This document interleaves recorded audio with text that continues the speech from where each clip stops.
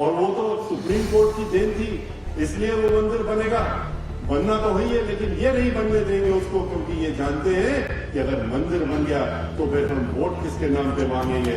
ये तो राम को इस्तेमाल करते हैं वोट के लिए। लेकिन आज क्या हो रहा है? आज सिर्फ आपस में लड़ाई झगड़ा कराना, लोगों को भिड़ाना, लोगों से लूटमार करना, लोगों को धमकाना, कभी बुलडोजर के नाम पे, कभी गोली मारने के नाम पे, कभी हमको शूट आउट कर देंगे, कभी एनकाउंटर के नाम पे, इस तरह से आज तक प्रदेश को चलाया जा रहा है। अब झूठे वादों की सरकार देखिए पिछले 5 साल से। अगर घोषणा करनी थी तो जब सरकार बनी थी तब करते और 5 साल में अपना हिसाब देते कि उस घोषणा के हमने कितना काम किया।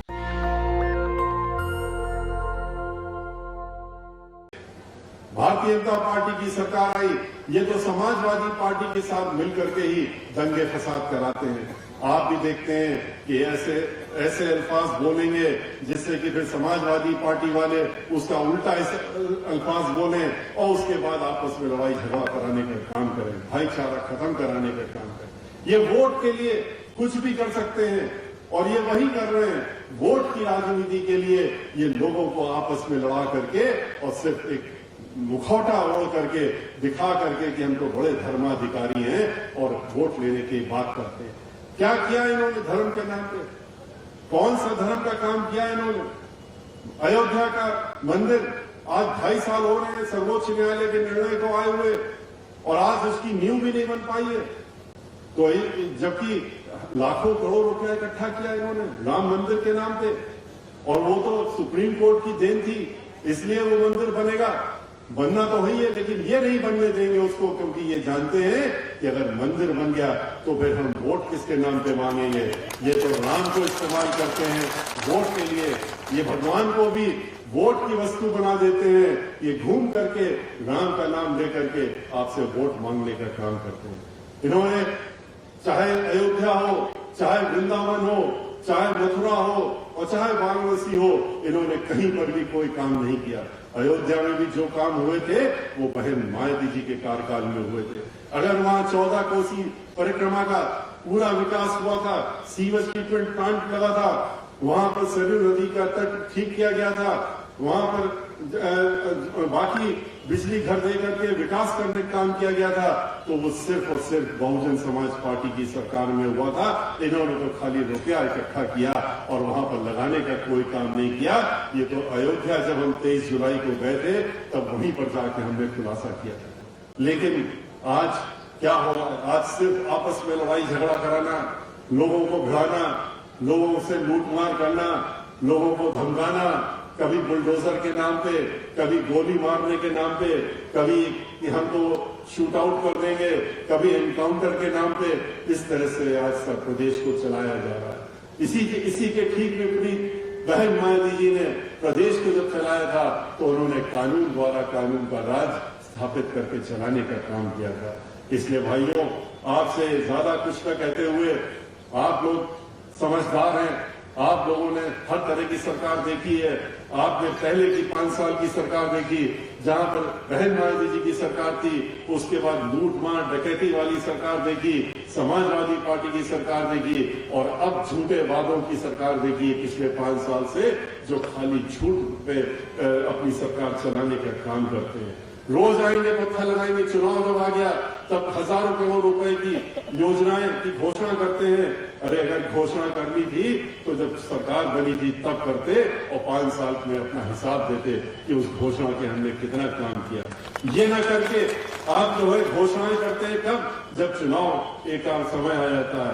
बहन मायावती जी ने कोई वादा किसानों से नहीं किया था, लेकिन उन्होंने उनकी आमदनी 2 गुना करने का काम किया था। 125 रुपए क्विंटल का गन्ना था, उसको 250 रुपए क्विंटल करने का काम बहन मायावती जी ने किया था।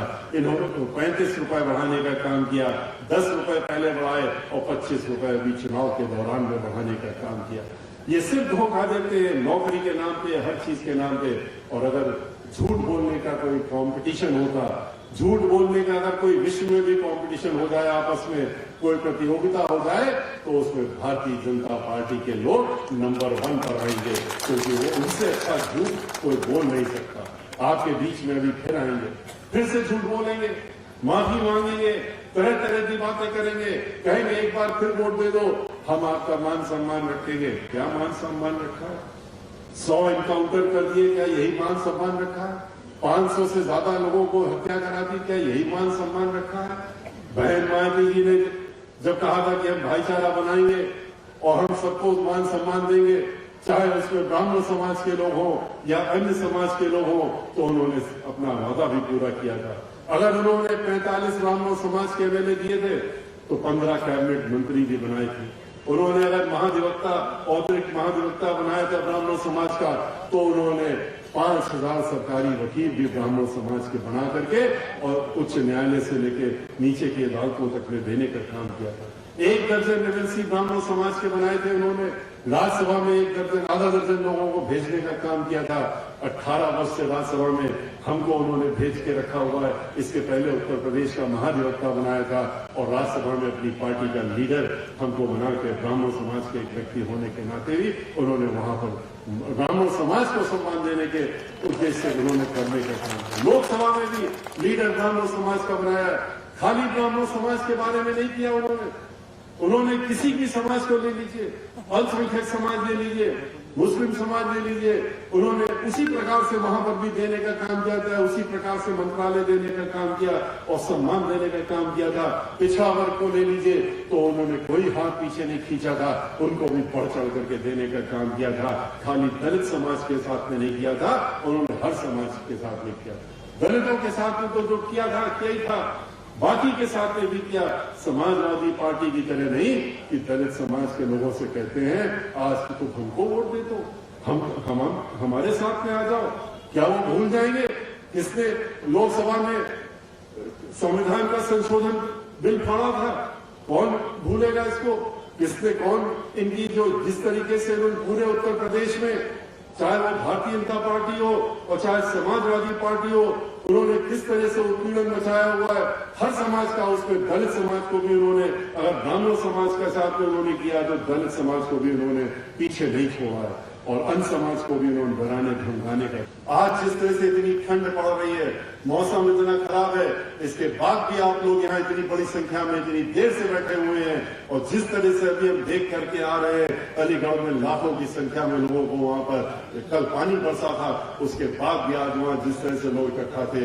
पिछले कई दिनों से बहन मायावती जी आज अपनी मीटिंगें कर रही हैं, हर जगह पर जिस तरह से लोग आ रहे हैं, लाखों लाखों की संख्या में आ रहे हैं, तो उस तरीके से आप लोग भी आज यहाँ इकट्ठा हुए हैं। तो आने वाले 10 तारीख को आप लोग इस बात का ध्यान रखिएगा कि घर से सुबह उठ करके सबसे पहला काम जो करिएगा वोट डालने के लिए जाइएगा।